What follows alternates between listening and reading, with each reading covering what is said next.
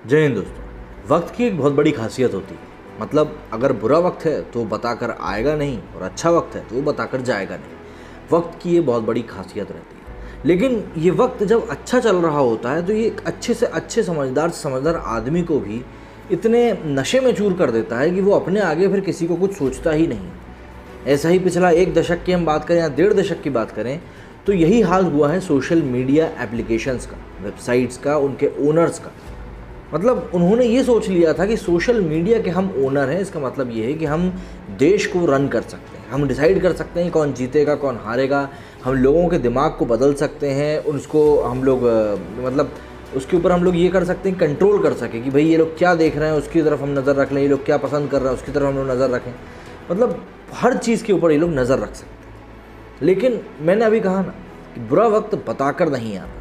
इसकी शुरुआत कई सारे देशों में ऑलरेडी हो चुकी थी, लेकिन अब जब भारत ने इसके ऊपर डंडा पटका है तो भारत ने डंडा पटका तो ऑब्वियस सी बात है इतनी ज़ोर से पटका कि ट्विटर को दर्द तो बहुत ज़ोर से होना ही था। दरअसल ट्विटर की ये जो अंत की शुरुआत मैं कहूँगा वो हुई थी जब संबित पात्रा जी ने कांग्रेस की टूल किट को दिखाया था और ट्विटर ने उसको मैनिपुलेटेड मीडिया टैग दे दिया था।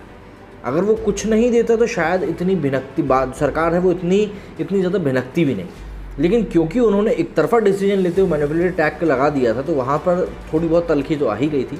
और फिर गाज़ियाबाद के लोनी क्षेत्र में जो कांड हुआ बुजुर्ग व्यक्ति के साथ, उसके बाद तो ट्विटर के ऊपर ऐसा लगा जैसे कि हथौड़ा पड़ गया। आप एक तरफ तो मैनिपुलेटेड मीडिया का टैग लगा रहे हो खुद ही की छानबीन करके, और दूसरी तरफ आप बिल्कुल हर चीज़ को इग्नोर कर दे रहे हो, तो ऐसा नहीं चल पाता। ऐसे में अब ये लोग पेश हुए हैं संसदीय समिति के सामने। ट्विटर के जो अधिकारी हैं वो लोग, हालांकि पहले वो लोग कह रहे थे कि भाई कोरोना है हम लोग नहीं आ सकते, पर बाद में उनको फटकार पड़ी तो वो सब पेश भी हुए हैं। तो इन लोगों के बीच में पूरा क्या कर्म कांड हुआ है वो हम जानते हैं इस वीडियो में। नए आईटी नियमों को लेकर भारत सरकार और ट्विटर के बीच में टकराव जारी है। इसी बीच शुक्रवार मतलब 18 जून को माइक्रो ब्लॉगिंग साइट ट्विटर के प्रतिनिधि सूचना प्रौद्योगिकी मंत्रालय से जुड़ी संसदीय समिति के सामने पेश हुए। इस दौरान प्रतिनिधि ने कांग्रेस सांसद शशि थरूर की अध्यक्षता वाली संसदीय समिति के समक्ष सोशल मीडिया के दुरुपयोग को रोकने पर अपना पक्ष रखा।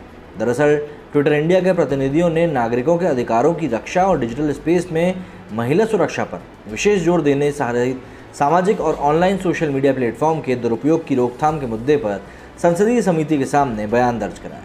ट्विटर इंडिया के सार्वजनिक नीति प्रबंधक शगुफ्ता कामरान और कानूनी वकील आयुषी कपूर इस सिलसिले में शुक्रवार को पैनल के सामने पेश हुए थे। इस दौरान ट्विटर के संज्ञान में कई मुद्दे लाए गए। सूत्रों के अनुसार पूरी संसदीय समिति अपनी मांग को लेकर एकमत थी।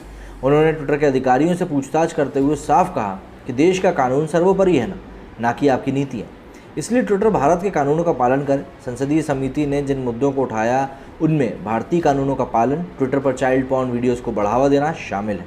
जब समिति ने पूछा कि कंपनी किसका अनुसरण करती, भारतीय कानूनों का या फिर अपनी नीतियों का, इस पर ट्विटर के प्रतिनिधि ने कहा कि हम अपनी नीतियों को फॉलो करते हैं क्योंकि वे भी समान रूप से उतनी ही ज़्यादा इम्पॉर्टेंट है। इससे उनका तात्पर्य ये था कि यदि वे ट्विटर की नीतियों के साथ संघर्ष करते हैं तो वे भारतीय कानूनों का पालन नहीं करेंगे। हालांकि समिति के सदस्यों ने इस पर कड़ी आपत्ति जताते हुए स्पष्ट किया कि देश का नियम कानून सबसे ऊपर है, आपकी नीतियाँ बिल्कुल भी नहीं। संसदीय स्थायी समिति द्वारा उठाया गया अन्य महत्वपूर्ण मुद्दा था चाइल्ड पोर्नोग्राफी का। समिति ने पूछा कि जब चाइल्ड पॉर्न को बढ़ावा देने वाली पोस्ट मिलती हैं तो ट्विटर क्या करता है? क्या ये भारतीय अधिकारियों को ऐसी सामग्री के बारे में बताता है जो पॉस्को अधिनियम के अंदर चलती है? सूत्रों के मुताबिक ट्विटर ने इस सवाल पर बेहद निराशाजनक प्रतिक्रिया दी। उसने कहा कि वे इस तरह की सामग्री के अस्तित्व में आने के बाद भारतीय अधिकारियों की बजाय एक एनजीओ को सूचित करता है। इस पर समिति ने कहा कि ये देश के कानून के खिलाफ है। ट्विटर को कानून का पालन करते हुए चाइल्ड पॉर्न कंटेंट के अस्तित्व में आने पर तुरंत पुलिस को सूचना देना ज़रूरी है क्योंकि ये पॉस्को कानून के तहत बड़ा जुर्म है। दिलचस्प बात यह है कि ट्विटर ने संसदीय समिति के सामने खुद को फंसा लिया। सुनवाई के दौरान ट्विटर प्रतिनिधियों ने कहा कि वे सुनिश्चित करते हैं कि वे अच्छी बातचीत को बढ़ावा देते हैं और ख़राब बातचीत को दबा देते हैं। इस पर समिति के सदस्यों ने पूछा कि वे ऐसा आखिर कैसे करते हैं। ट्विटर ने यह कहते हुए जवाब दिया कि उनके पास एक एल्गोरिदम है जो ये चुनता है कि उन्हें किस बातचीत को बढ़ावा देना चाहिए और किसको नहीं। इस पर संसदीय समिति ने पलटवार करते हुए कहा कि ट्विटर ने प्रभावी ढंग से स्वीकार किया है कि वे एक प्रकाशक के रूप में काम करते हैं, ना कि एक मध्यस्थ के रूप में। यदि ट्विटर एक मध्यस्थ के रूप में कार्य नहीं करता है तो अनिवार्य रूप से उन्हें दिए गए सेफ्टी हार्बर नेट का क्या मतलब? इसका तो सीधा सा यही मतलब है कि उनके प्लेटफॉर्म पर पोस्ट की गई सामग्री के लिए उन्हें जिम्मेदार नहीं ठहराया गया। यहाँ ध्यान देना होगा कि दिशा निर्देशों के सबसे महत्वपूर्ण प्रावधानों में से एक ये है कि यदि सोशल मीडिया प्लेटफॉर्म गाइडलाइन ने निर्धारित प्रावधानों का पालन नहीं करते हैं तो उसे आईटी कानून और अन्य दंडात्मक प्रावधानों के तहत कार्रवाई के लिए तैयार रहना होगा। नई गाइडलाइन में कहा गया है कि सोशल मीडिया इंटरमीडियरी को इसका पूरी ईमानदारी से पालन करना होगा। यदि कोई इंटरमीडियर इसका पालन नहीं करता है तो प्रावधान सेफ हार्बर प्रोविजन उन पर लागू नहीं होता।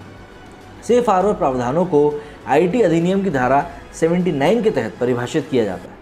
मध्यस्थों को प्राप्त होने वाली शिकायतों के निस्तारण हेतु एक शिकायत अधिकारी की नियुक्ति करनी होगी और इस अधिकारी के नाम व संपर्क के विवरण को साझा करना होगा। मूल रूप से यूजर्स द्वारा अपने प्लेटफॉर्म पर पोस्ट की गई किसी भी सामग्री के लिए उन्हें उत्तरदायी नहीं माना जाता है। इसमें कहा गया है कि एक मध्यस्थ किसी भी तीसरे पक्षी जानकारी, डेटा या संचार लिंक के लिए उत्तरदायी नहीं होता जो उनके द्वारा उपलब्ध या होस्ट किया गया हो, बशर्ते उन्होंने स्वयं ऐसे समाचार या संचार माध्यम शुरू नहीं किया और आईटी अधिनियम के तहत उचित कार्य का पालन करता हो। ट्विटर ने संसदीय स्थायी समिति को बताया कि वो 2013 से भारत में काम कर रहा है। वो हमेशा से भारत के सर्वोच्च हितों को ध्यान में रखते हुए काम करता है। इस पर समिति ने कहा कि भले ही ट्विटर भारत के सर्वोच्च हित में काम करने का दावा करता हो, लेकिन उसने भारत के कानूनों का पालन करने में कोई दिलचस्पी नहीं दिखाई। भारत ने ट्विटर से ये सुनिश्चित करने के लिए कहा है कि वे भारत में एक शिकायत अधिकारी और एक अनुपालन अधिकारी को नियुक्त करें। ये एक डिमांड है जो भारत पहले भी कर चुका है। हालांकि उन्होंने ऐसा करने से इनकार कर दिया है। इसको लेकर ट्विटर ने कहा है कि उन्होंने एक अंतरिम मुख्य अनुपालन अधिकारी को नियुक्त किया है। समिति ने कहा कि जबकि भारत की ओर से इसकी कोई आवश्यकता को प्रकट नहीं करी गई। संसदीय स्थायी समिति ने आगे कहा कि जहां ट्विटर भारतीय हितों की देखभाल करने का दावा करता है, वहीं ट्विटर द्वारा लद्दाख को चीन के हिस्से में चिन्हित करने वाली गलती को सुधारने में 12 दिन लग गए थे। संसदीय स्थायी समिति ने ट्विटर को बताया कि कई देशों ने अपने कानूनों का पालन नहीं करने के लिए ट्विटर पर जुर्माना लगाया है, तो भारत के कानूनों का उल्लंघन करने पर हमें यहाँ पर जुर्माना क्यों नहीं लगाना चाहिए।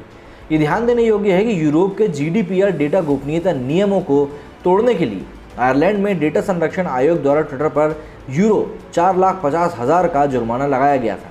इसने फैसला सुनाया कि जनवरी 2019 में डेटा उल्लंघन की पहचान करने के बाद ट्विटर 72 घंटों के भीतर इसे सूचित करने में विफल रहा था और पर्याप्त दस्तावेज जुटाने में नाकामयाब रहा।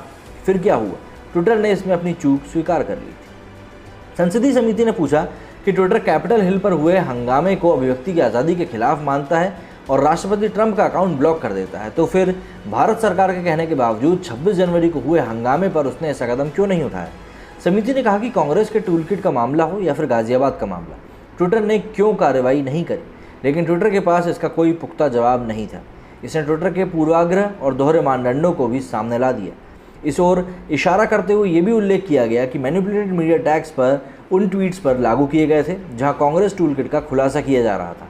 हालांकि गाजियाबाद मामले में जहां ऑल्ट न्यूज़ जैसे कथित फैक्ट चेकर द्वारा ऑडियो को म्यूट करके हिंदुओं को फंसाने के लिए एक नकली वीडियो को वायरल किया गया था, इसके लिए वीडियो में ट्विटर ने ट्वीट्स को मैनिपुलेटेड मीडिया के रूप में चिन्हित नहीं किया था। सूत्रों ने संकेत दिए कि ट्विटर ने दावा किया है कि वे ट्वीट्स को मैनिपुलेटेड मीडिया की श्रेणी में नहीं आते, क्योंकि इसमें बदलाव नहीं किया गया था और इसमें शांति और कानून व्यवस्था को कोई खतरा भी नहीं था। इस पर पैनल ने बताया कि वीडियो से देश में हिंसा भड़क सकती थी, क्योंकि इसे सांप्रदायिक एंगल दिया गया था। संसदीय समिति ने ट्विटर से ये भी सवाल किया कि वे फैक्ट चेकर के साथ कैसे साझेदारी करते हैं। उदाहरण के लिए ऑल्ट न्यूज़ जो गाजियाबाद मामले में फर्जी खबरें फैलाते हुए पकड़े गए थे। इस पर ट्विटर ने कहा कि वे पेरोल में नहीं थे, हालांकि उनके पास तथ्यों की जांच करने के लिए सलाहकार मौजूद थे।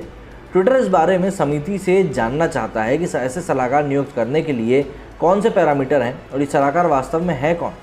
इसके अलावा सूत्रों ने संकेत दिए हैं कि फेसबुक को भी इस चर्चा का हिस्सा होना चाहिए था। हालांकि फेसबुक ने दावा किया है कि कोरोना काल में वो ऐसी किसी भी चर्चा का हिस्सा नहीं बन रहा है। सूत्रों के मुताबिक पैनल ने फेसबुक को भी अपने सामने पेश होने के निर्देश दिए हैं। एक बार जब ट्विटर और फेसबुक दोनों पैनल में जवाब के लिए वापस आते हैं तो पैनल अपनी रिपोर्ट मंत्रालय को सौंप देगा। सूत्रों के अनुसार पैनल अब तक ट्विटर की प्रतिक्रिया से खुश नहीं है, क्योंकि ये माना जा रहा है कि उनकी प्रतिक्रिया स्क्रिप्टेड थी।